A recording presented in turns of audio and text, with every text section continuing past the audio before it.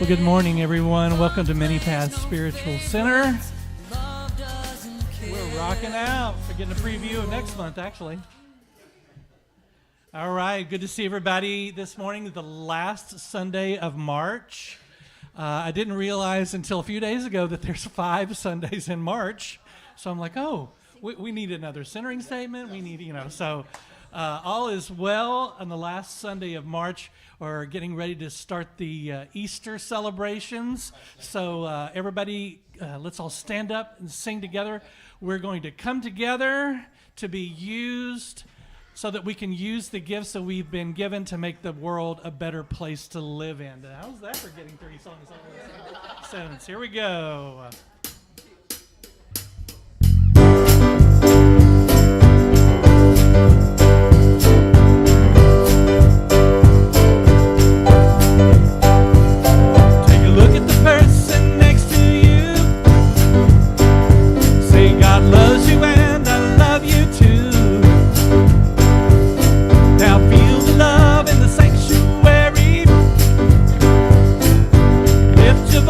Repeat after me. We come together.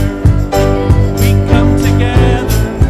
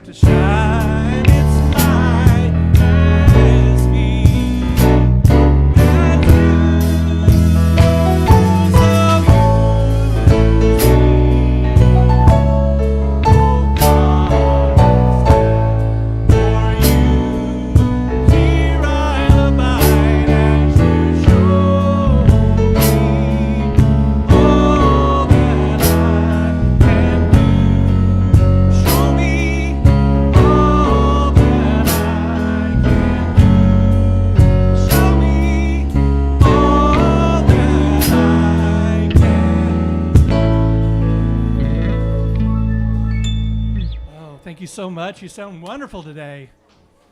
Got a little touch of spring in your voices. All right, all the kids can go with Miss Steph. And let me say a big spring welcome to Mini Path Spiritual Center. We just got through our big first annual homecoming week, packed chock full of fun stuff, and we're going to keep it rolling, right? And it's all your fault. You guys love to be here. You love to be in community with each other. You love to love on each other. You love to support each other.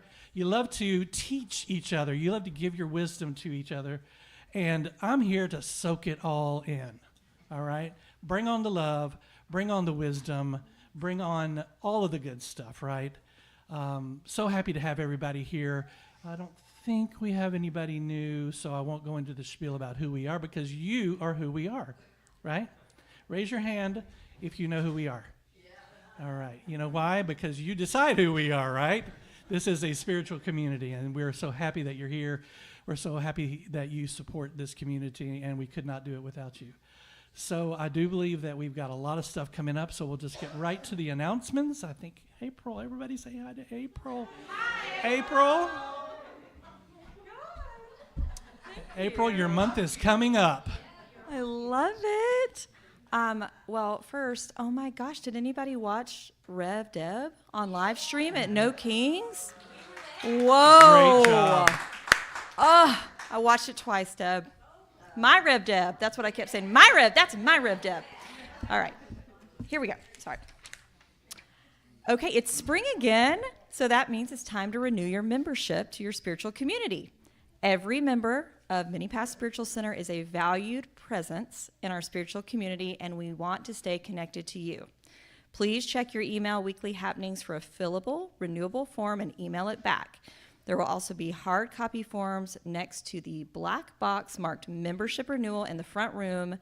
Deadline for submission is April 15th, 2026. Thank you for all you do for our spiritual community. Our annual youth egg hunt will be next Sunday, April 5th, immediately following the service. We'll be collecting plastic eggs filled with candies, prizes, and prizes all month. Please place your donations in the middle classroom. Ooh, Metaphysical Monday, Thursday, April 2nd at 6:30. Mini Pass Interfaith's observance of Monday, Thursday, and Good Friday. Come for a metaphysical homily, meditation, breaking bread, and wine with an optional foot washing. Love that. Okay. The Happy Class meets every Tuesday at 6 p.m. Join us for a mindful mix of gentle movement supporting body and brain health.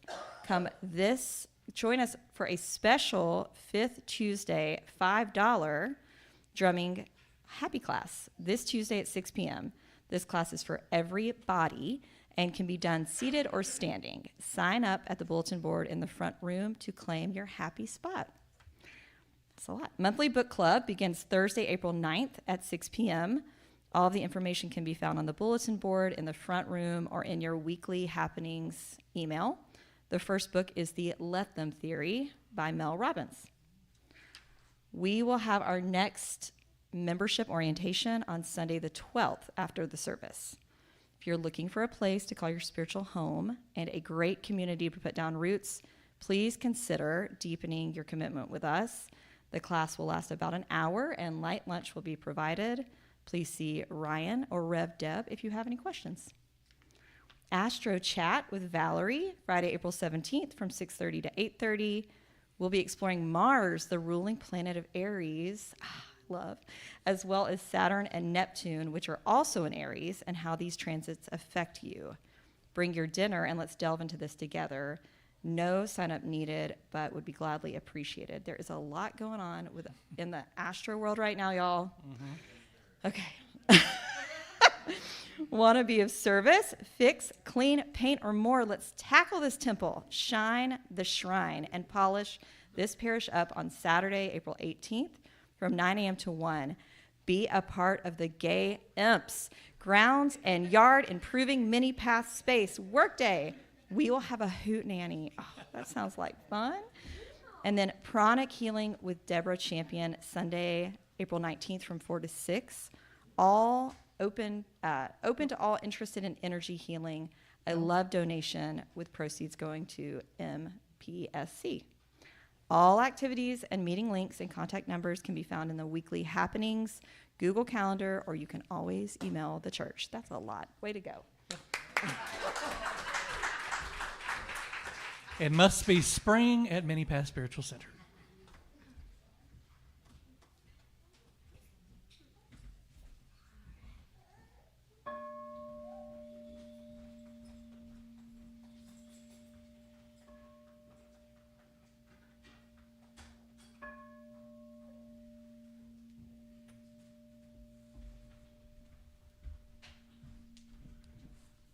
I forgot my reading glasses, sorry.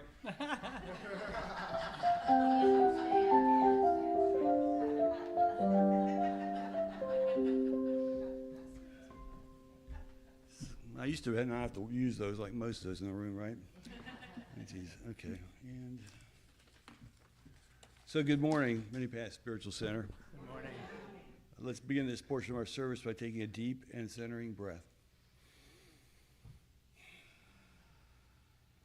Today's centering thought is we grow together as we embrace the mysteries of life with open hearts and minds. The Buddha taught his followers to try to understand their fears in order to lessen their human desires. He saw us responding to the struggles of our daily lives calmly and with courage. He replaced fear with rational understanding and loving kindness. He believed that each of us has the capacity to purify our minds, develop infinite love and compassion in perfect understanding.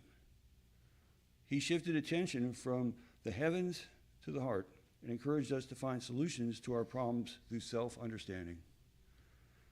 When we think loving thoughts, practice mindfulness, and speak and act with good intent, we will witness inner peace and satisfaction evolving as we walk our daily path. When we set our intentions on purifying our minds and keeping the divine at the center of our path and thoughts and actions, we can begin to receive all the love, peace, and joy that our hearts desire. Now please repeat these affirmations after me. I am willing and open to hear new perspectives and then choose what speaks to me.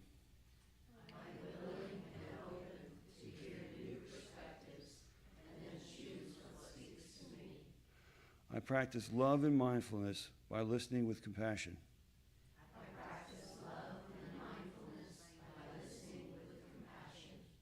I grow spiritually when I embrace the mysteries of life with an open heart and mind.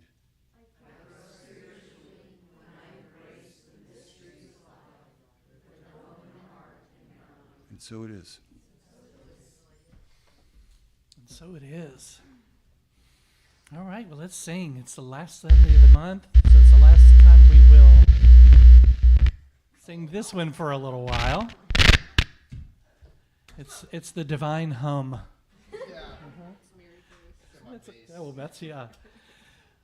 So yes, let's all stand up and sing Strong Heart together. I think we know it by well. So really, on these choruses, I want to hear you sing it out.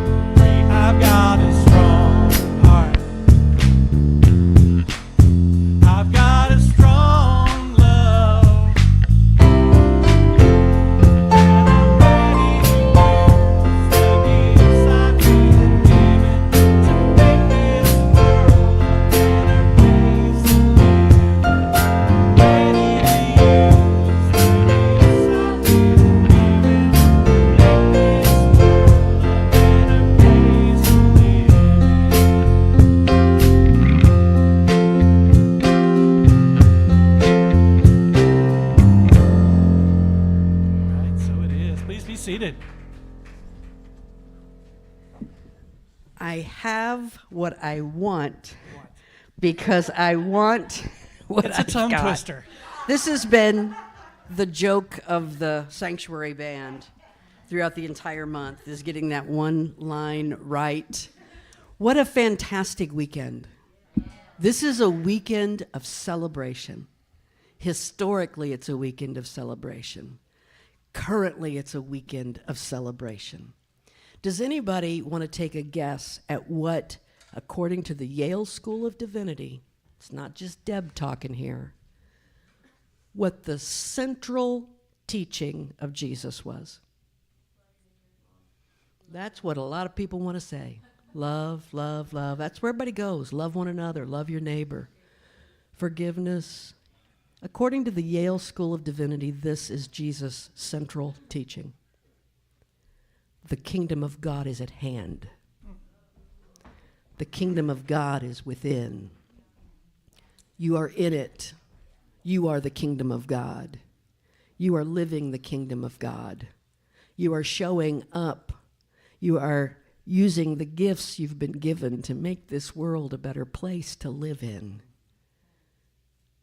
We show up as the kingdom of God. So I invite you to take just a moment and close your eyes if that feels comfortable.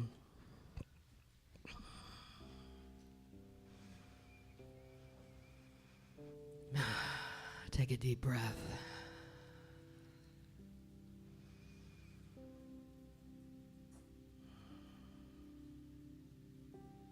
We take this time to remember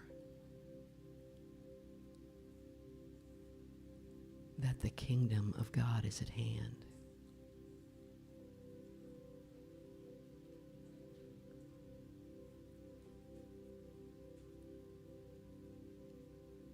We go into the space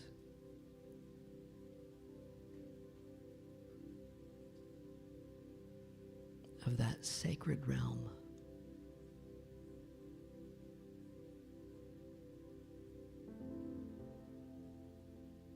The only way to truly enter is to let everything else go.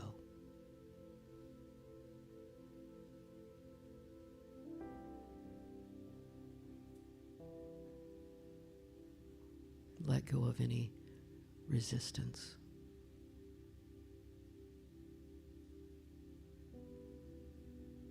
Let go of any judgment.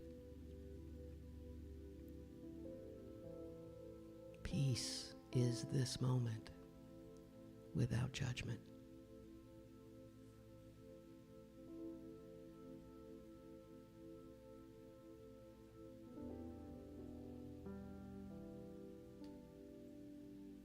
Dive completely into the heart of love.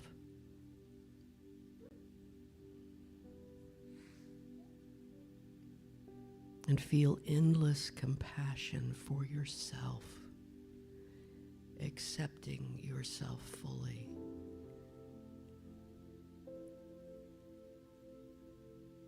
Loving yourself unconditionally.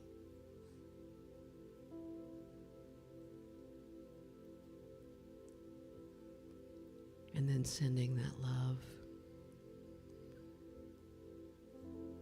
to anyone who comes upon your heart. Maybe someone in this room, someone in your family.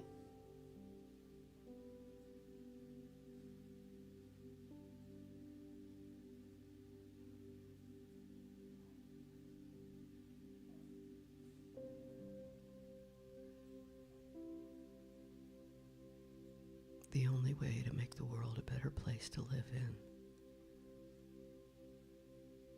is to build a world of love.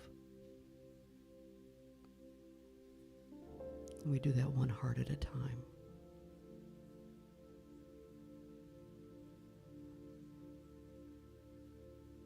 So be in that space of love together with me in the stillness, in the silence.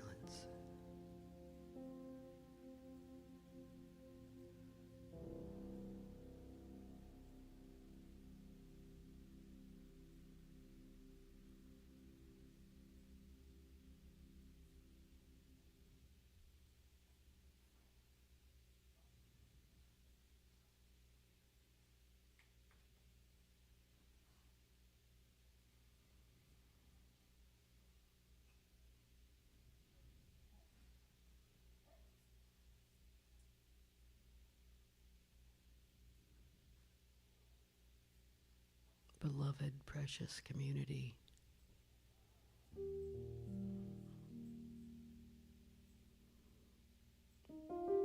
You are the light of the world.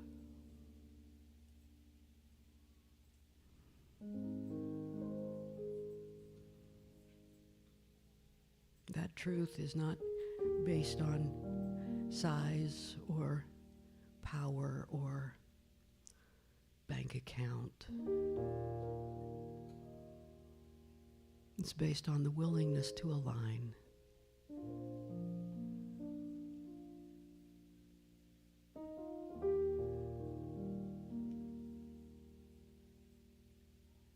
The willingness to show up and say, command my hands. What must they do? Command my life. It's here for you.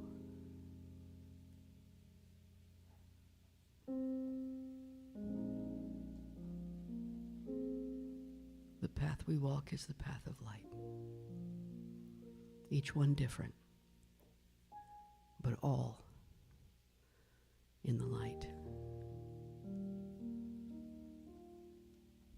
And so it is.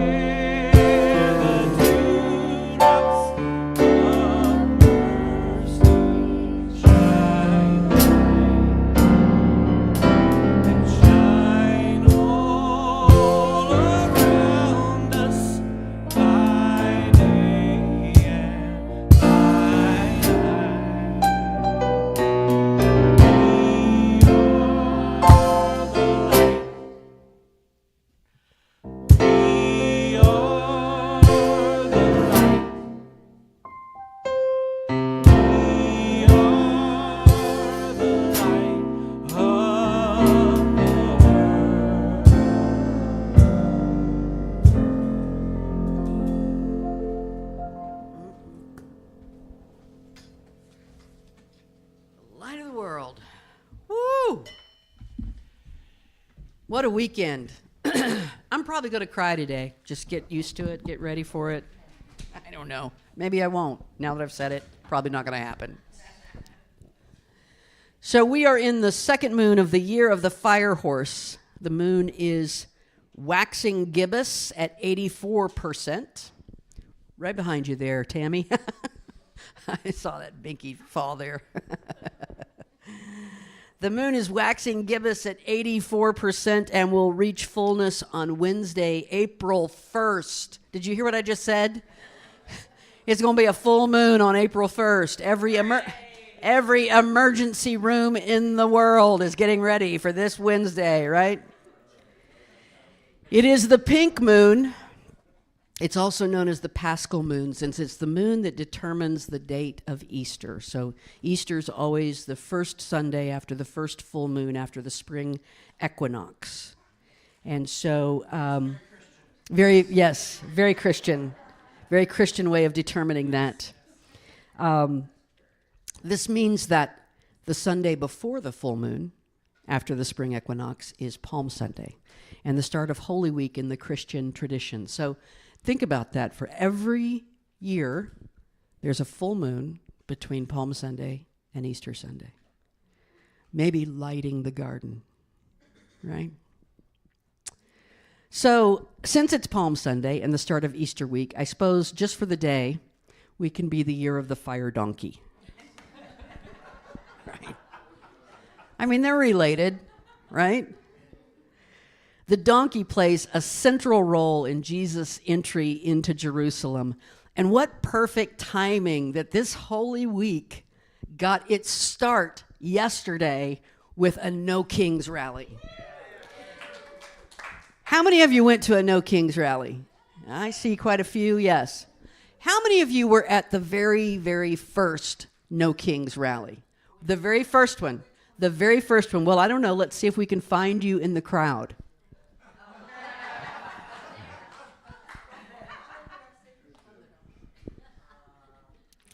When Jesus entered Jerusalem the Sunday before his crucifixion, he was taking the idea that the kingdom of heaven is at hand right into the heart of the empire. He took love and inclusion and peace and big tent spiritual community right up to the doors of Caesar's representatives. And perhaps more importantly, right up to the doors of the religious leaders of the day. He rode in on a donkey through the east gate, the gate of peace, welcomed by a spontaneous and organic collection of people. Pontius Pilate entered Jerusalem that day through the west gate. It was Passover. He was coming for Passover. Entered Jerusalem that day through the west gate, the gate of war, with a full military parade designed to intimidate and assert his authority. This day is the symbol of the ultimate clash between people-centered love and power-centered dominance. And that's what yesterday was about, too. And that donkey is right in the middle of it. You go, Gert. I decided her name is Gert. So today we're going to be talking about clearing the way, moving from resistance to alignment. In this year-long arc of studying the year of the fire horse and the energies within, we're still in the space of thinking about preparation, thinking about making ourselves ready. And so a racetrack looks like a pretty simple thing, doesn't it? I mean, it's just a big oval of dirt. No big deal. Let's build one out back, right? No big deal. Piece of cake. But as a friend of mine used to say, anybody who thinks something is simple probably doesn't know anything about it, right?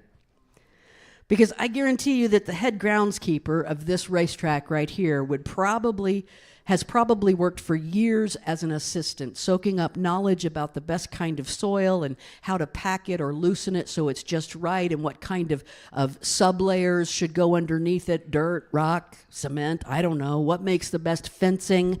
How angled should the curves be? How do we make sure we keep the weeds out of there? I mean, there's all kinds of considerations, and they probably work year-round on maintaining that one oval of dirt. So we're focused today on how to clear the space within us.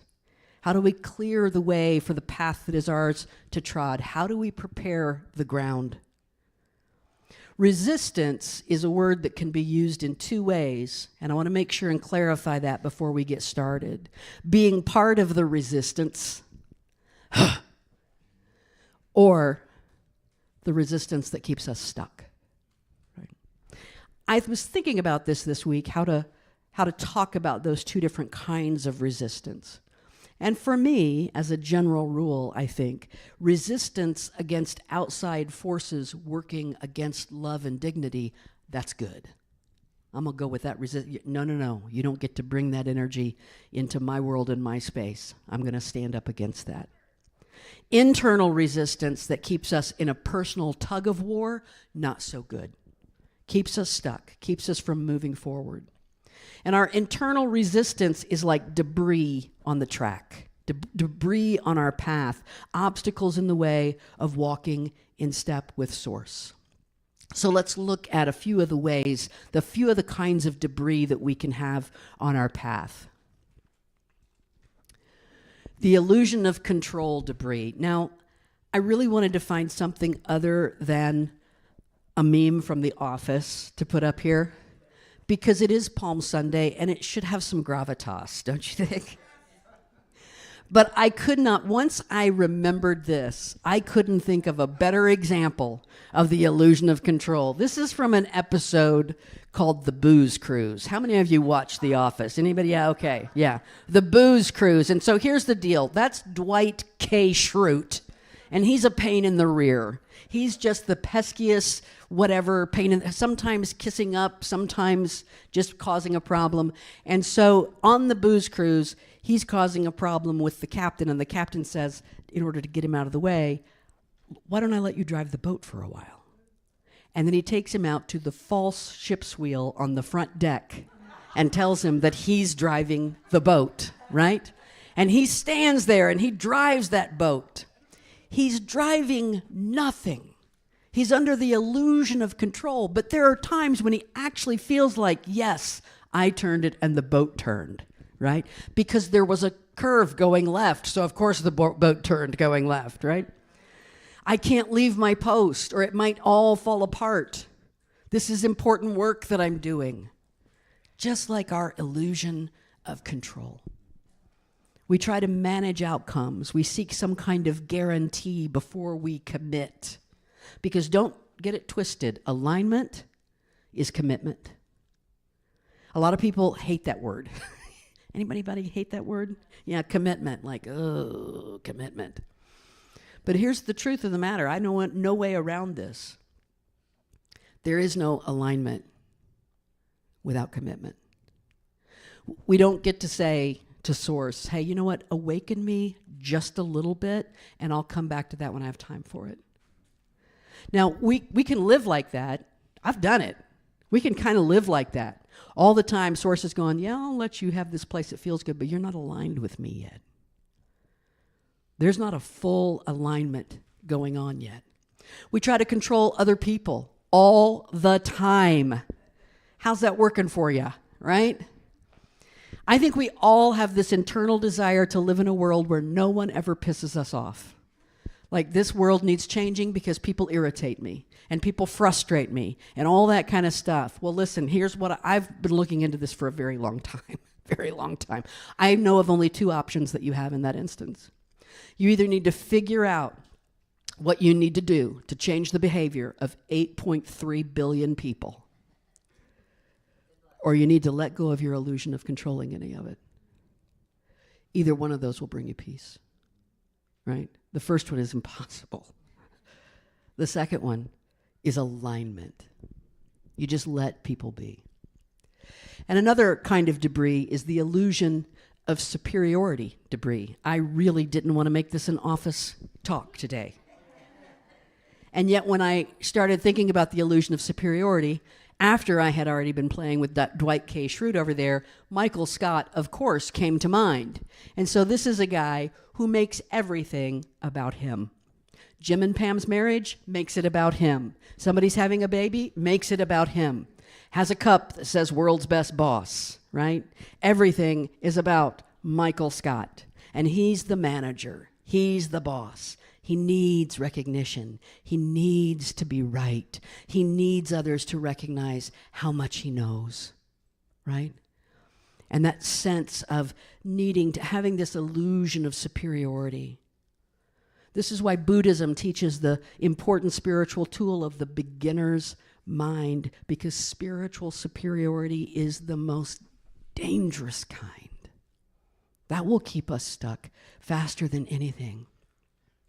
Sometimes I think the best thing I could do is to come here every Sunday and tell you all how many times I acted out of alignment the past week. How many times I had to wrestle with my own ego responses in the past week.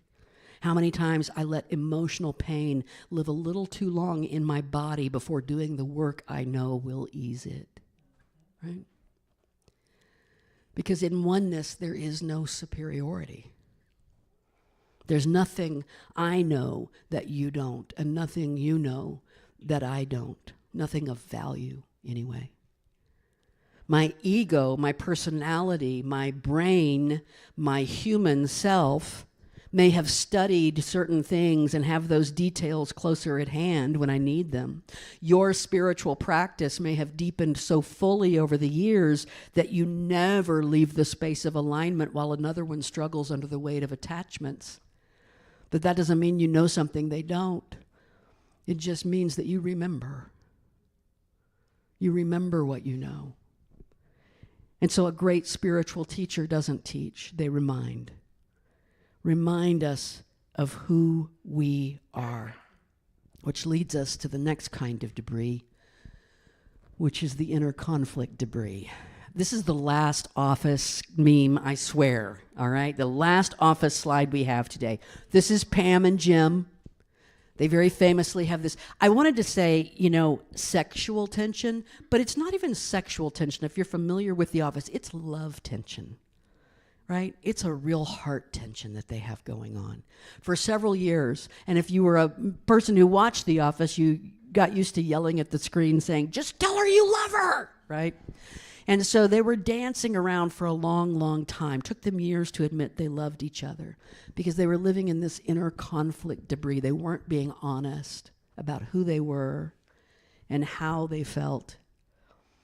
Remember, stress is the inner conflict between who you are and who you pretend to be. So alignment is taking off the mask. 100%. Alignment says, stop pretending.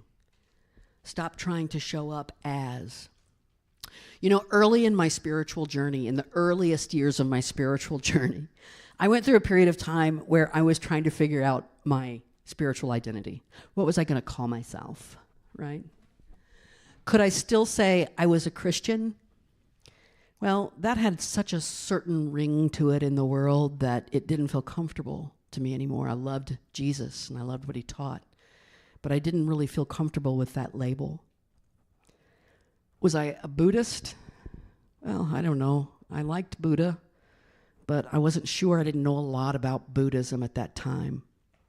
In the beginning, I never even considered Hinduism because it felt so foreign to me, right?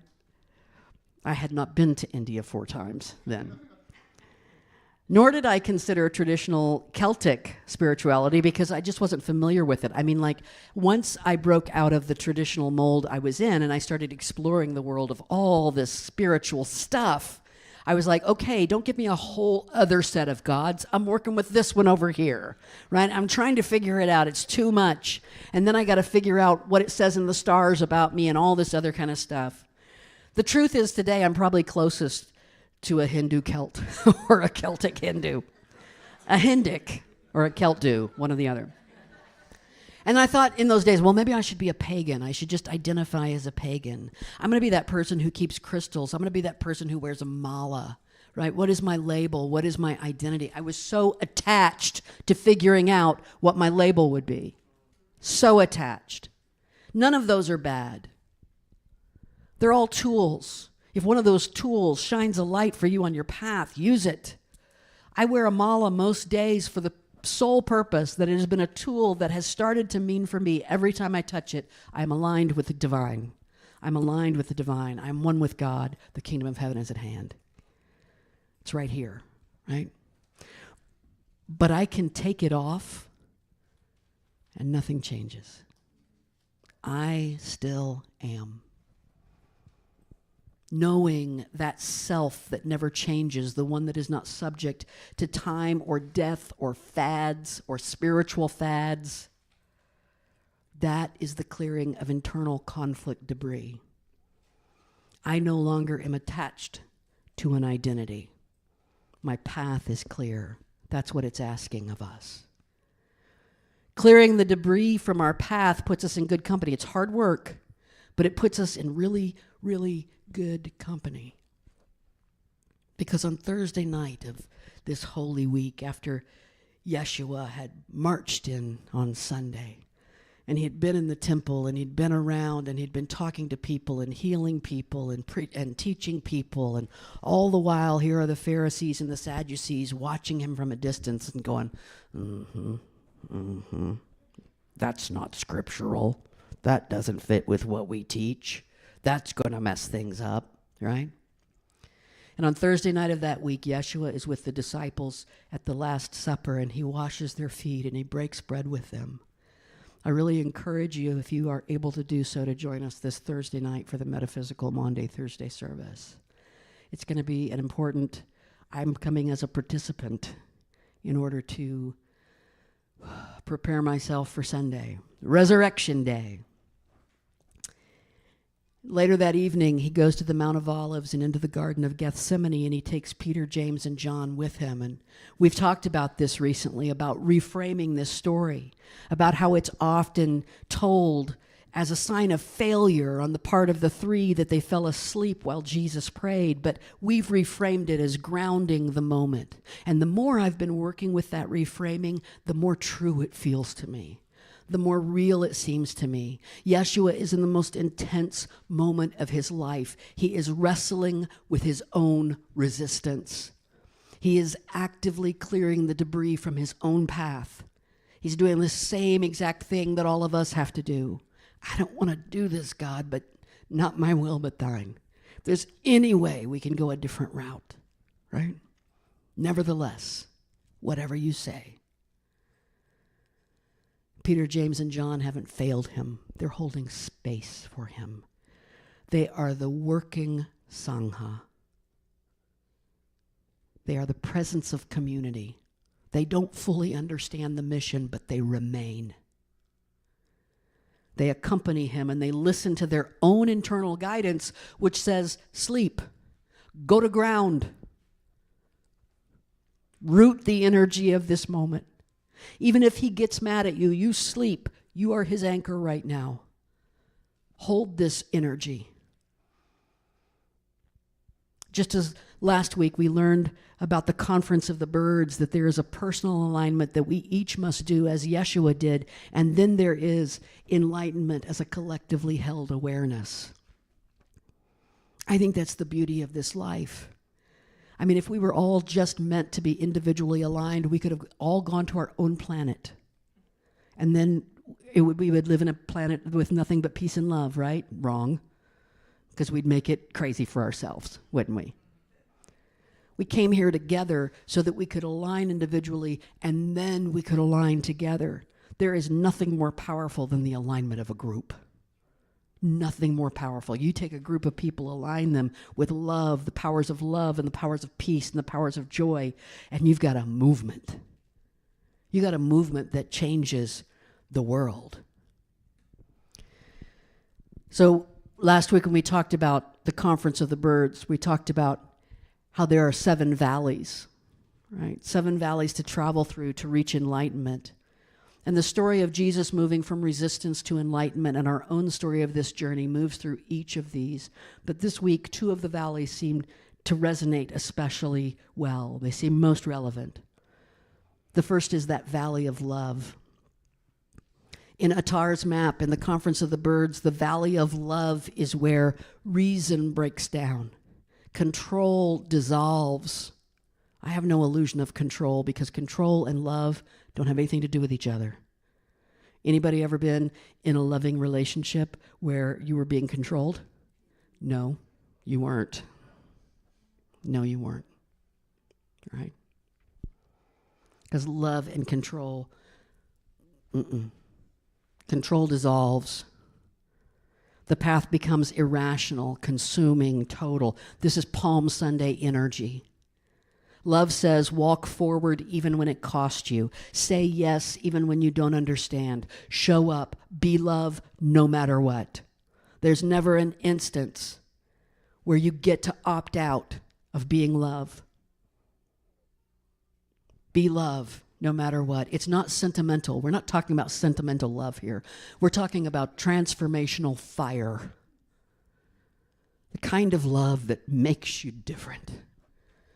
Because it takes away all those masks and it leaves who you are. And right alongside that valley of love is the valley of detachment. Right alongside love comes detachment, not indifference. So many times when we talk about being unattached, people think it means I have to stop caring. I have to stop loving.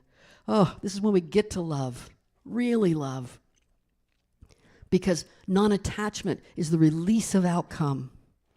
It's the surrender of our identity, the freedom from needing the story to go any other way. The story is perfect, and I'm right here, and I'm not attached to how it goes.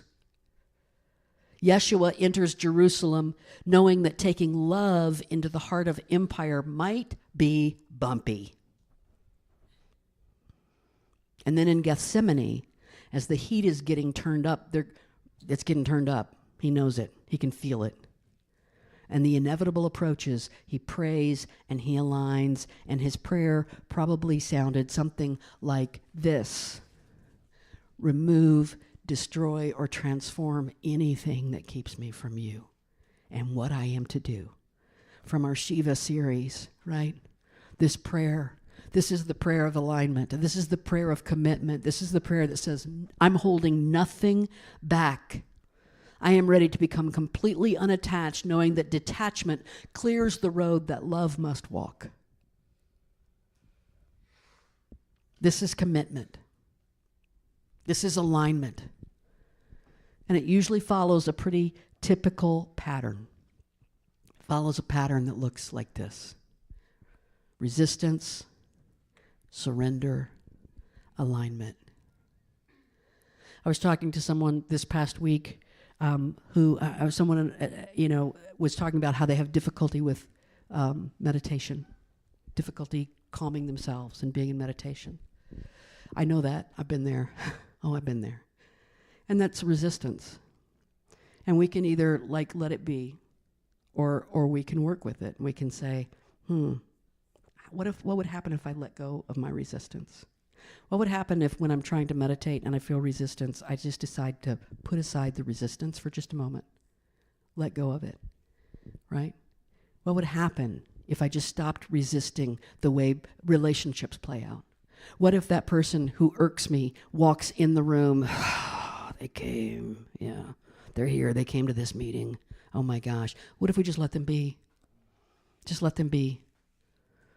They say something that just let it be. Just let it be. Let it go. Surrender to the moment. Instead of being in resistance, we all have it. We all feel it. We all feel that resistance. And we all have the option in every moment of resistance to step back and say, I'm going to surrender my control to what's going on right now because I want alignment. I don't want to be right. I want alignment. This is commitment, and it's not commitment to a religion or a teacher or an organization. It's commitment to living fully as yourself, capital S, self. This is clearing the track, clearing the way so that you can say, use me, O God. I stand for you. Command my hands. What must they do? Command my heart. It's here for you. God is the love that heals all creation. God is creator, makes all things new, so use me in that work. That's the work I want to be here doing. Alignment doesn't require your understanding of the path. It only asks if you are willing to walk it, willing to surrender your resistance, release the attachments. And then alignment can look like this. a very aligned soul. This is why we sit in the stillness, why we keep practicing releasing our resistance. We want to know this face of alignment. I'm not putting it down here. This is a good face of alignment. We want to know this face of alignment so deeply that it remains the capital T truth in our beingness when alignment looks like this. This was from this past week.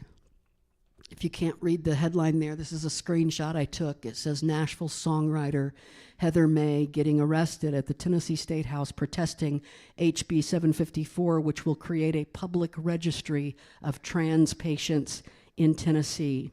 Do you know what happens to a society when we start making lists of certain kinds of people? It's a dangerous place to be. In case she looks at all familiar, she's the woman who sang at mine and Nikki's wedding. A good friend of ours. She recently went up to Minneapolis to join with and become the voice of the singing resistance. They're creating all new songs. If you were at the Nashville one, you might have seen her, as a matter of fact, and might have heard her singing and leading the crowd in singing. Her mouth is open right there because she never stopped singing the whole time that the state troopers picked her up and carried her away. Nikki talked to her later that night and said, man, I just had to get up and walk out. And she said, oh no, they were going to carry all of this.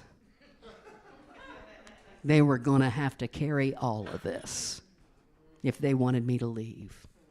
And so she was arrested. Right after praying in the garden, Jesus was arrested. Not by Roman soldiers, but by the leaders of the temple. The religious leaders in alignment with power. They delivered him to Pontius Pilate and said, he's a problem for us. Get rid of him. When they arrest him, Yeshua says in Luke chapter 22, listen, he says this, every day I was with you in the temple courts, and you did not lay a hand on me, but this is your hour when darkness reigns. This is your hour when darkness reigns. You are the light of the world. Never has the world needed it more. Darkness can be said to be reigning in so many ways all across the globe right now. We need the light of the world. I was concerned that this talk might lead folks to believe that if they get aligned with Source, they will be arrested. And well, maybe you will. Maybe you will. I don't know your path. Jesus was arrested. Heather May was arrested. Martin Luther King Jr. was arrested. The Apostle Paul was arrested. Nelson Mandela was arrested. 99 clergy members were arrested in Minneapolis during the recent ICE protests. It is estimated that 800,000 Germans were arrested by the Gestapo for resisting Hitler's Nazi regime, including the theologian Dietrich Bonhoeffer, who famously wrote, they came for the Jews and I did nothing because I wasn't a Jew. They came for the socialists and I did nothing because I wasn't a socialist. And then when they came for me, there were none left to speak for me. Right. Look, chances are good you won't have to be arrested, all right? I don't want to be arrested. That's not the goal. Some people have that goal. I have some friends who are like, I cannot wait to get arrested. I cannot bring it on, let's go, right? That's what we're looking for. I don't want to be arrested, but here's what I know. Here's what I know. I know that if my neighbor's life is in danger, I'll let that possibility happen. I know that if I need to stand up for immigrants or the gay and lesbian population or for black and brown people or for any marginalized person or for the transgender community, I'm willing. I'm willing, if that's what it takes. If it's my arrest that stands between them and their freedom, I'm willing. Because The way is made known through alignment. I have no idea what it will ask of me. Every time I go to a rally or like yesterday, I have no idea what's getting ready to happen. I always send a little text to my sister and my nieces, and I say, I'm going to go speak at the No Kings rally today. Please say a prayer of protection to the God of your choice, because we don't know what's going to happen. Yesterday in Nashville, Black Hawk helicopters flew over the procession. We don't know what's going to happen. Here's all I have to know. All I have to know is that the way is made known through alignment. All I have to do is stay aligned. If I refuse my own alignment with Source because I'm afraid of what it will ask of me, or because I don't want to let go of my attachments, or because I refuse to remove the debris of control and superiority, or because I'm not willing to abandon who I pretend to be in order to discover who I am, then I'm not on the path. I'm not on the path. I'm lost in the woods somewhere, and my friends, I've spent years in the woods. As a matter of fact, I took a little side jaunt just this past week.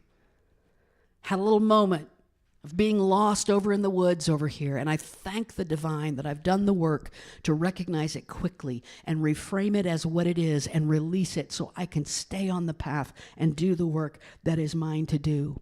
What are the plans for the future? I don't know.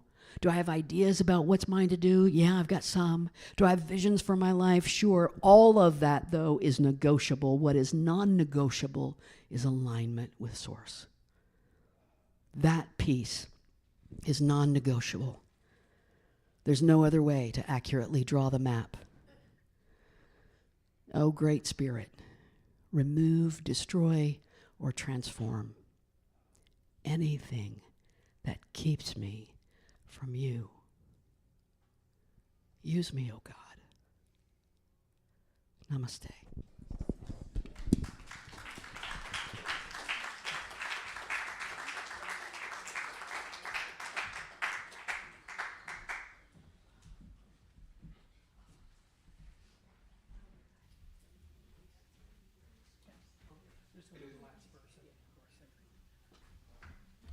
Oh, we are conspiring. Thank you, Reverend Deb. Lots to think about. So let's talk about music. I don't really go into detail on a lot of the songs that we do or anything like this, but since today was the last day that we are going to do Walk in the Light for a little while, I wanted to talk about that song and how it came to be a part of our repertoire. Did you know we had a repertoire? Oh, yeah. We had a repertoire. We really did. How cool is that? So in January, I had the idea of using February as African American History Month, and I wanted to do all songs written by African American composers, and which is easy to do. So I started looking for the right songs for us, and I remembered Walk in the Light. I was going through YouTube videos and things like that to kind of refresh my memory on some things, and I came across Walk in the Light, and I remembered it from when I was a teenager. I think was the first time I had heard it, because I was raised in the Baptist church, and there were a lot of Baptist quartets and ensembles, and this was a part of their repertoire also, but it originated in the 50s in the African American gospel community. It was a choir song. And when we sing it, you can definitely hear a big black choir singing it, right? Definitely. And it's so fun to sing that stuff too, because you can imagine yourself in the middle of all that. Ooh, soaking it up. It's wonderful.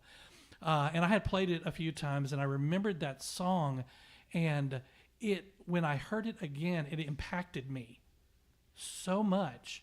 And it was so easy to adapt it for this community that I thought, yeah, we're going to do that coming out of meditation.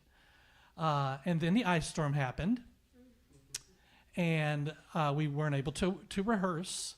So I kind of just had to pull some things that we had done before, and everything worked out wonderfully, beautifully, as it was supposed to. But we kind of put things on the back burner. And when I started looking at music for March, I'm like, well, let's just do that one. And so I was like, okay, no problem, we'll do that one. And then I realized that the reason that we were waiting for this song is because it's for Dave. It's for Dave Harrison. The reason that we're singing it this month, the reason that I've been singing it every Sunday this month is for Dave Harrison, because he was such a pillar of light. If you knew Dave in any level at all, you knew the light that he brought, whether it was his enthusiasm for whatever, and he was enthusiastic about a lot of things. But each Sunday that I've been singing this has been for him. So I just wanted to let you guys know that's where that came from. And if you felt energy during Walk in the Light, we're definitely going to come back to this song and make it a part of our repertoire, permanent repertoire. But that's where my energy came from. And if you picked up on that, that's an awesome thing. The second thing is that the songs that we sing are a part of who we are. And Reverend Deb loves Use Me. So Crystal, if you could bring up the last verse out of Use Me, we're going to end our day on go from the second verse to the end of Use Me. And I'll remind everybody to put your offering in the blue vase there, or use the PayPal QR code as you're leaving. Check the What's Happening on Tuesdays as it comes into your email. Speaking of Dave, did you want to mention the Celebration of Life? Celebration of Life is going to be April 25th. That's a Saturday. I'm going to go help Valerie put all that together. It'll be at the Larry Keaton Theater in the 54 Word building in Donaldson, at the corner of Lebanon Road and Donaldson Pike.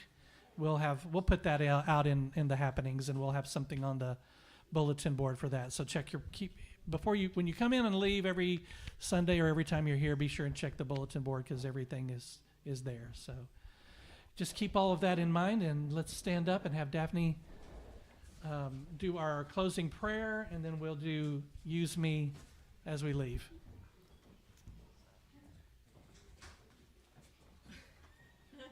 Okay, let's see if I can remember it. Oh, there it is. Okay. May I be filled with loving kindness. May I be safe from inner and outer dangers. May I be healthy in body and mind. May I find peace and be truly happy. May you be filled with loving kindness. May you be safe from inner and outer dangers. May you be healthy in body and mind. May you find peace and be truly happy. May all beings be filled with loving kindness. May all beings be safe from inner and outer dangers. May all beings be healthy in body and mind. May all beings find peace and be truly happy. And so it is.